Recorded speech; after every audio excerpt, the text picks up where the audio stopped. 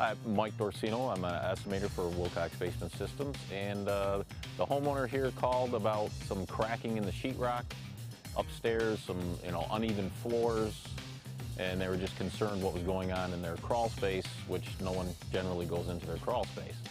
Upon investigations, we found some sewer pipes that were uncapped, some leaks, some structural problems with some piers that had been underwashed due to the amount of water coming into the crawl space.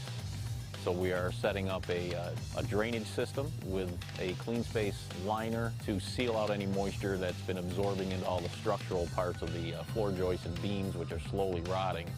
There's mold growth on insulation, the wood. So we're going to try to take care of all of that. They're also going to be putting in a Sandy-Dry CSB, which is a dehumidifier for that crawl space to help dry that air out even further, which would greatly improve the conditions of the upstairs.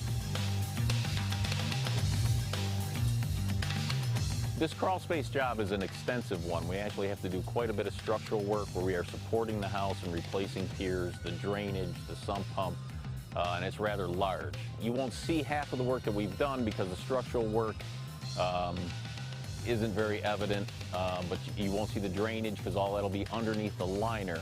But the crawl space will be extremely bright, clean, a very nice environment if someone does have to go down into there and do any kind of work in the future. It's just much more comfortable space.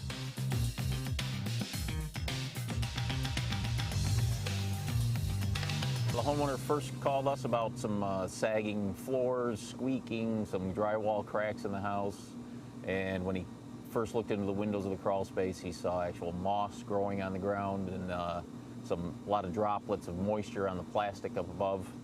And when we came in for the inspection, we found that there were some structural problems where the piers had been washed away, and here we've replaced some of the piers.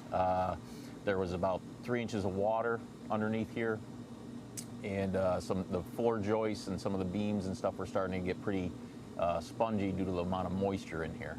We came in, we put a subsurface drainage system in, running to a sealed sump system. We put in a drainage layer above that, and then the clean space, as you can see, which traps all that moisture from entering the airspace in here, which eventually gets up into the house. We've sealed up the walls to stop any moisture from ground penetration coming through. What we do is we seal that up at the top with a urethane sealant and then pin it to the blocks so that it can't separate away, peel away. Because not only do you have ground moisture coming up through the dirt itself, but from the ground outside through the block walls.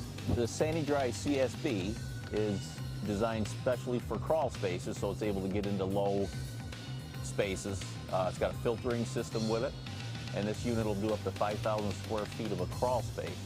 This is like a dehumidifier you'd buy for your basement, but it is designed for crawl spaces.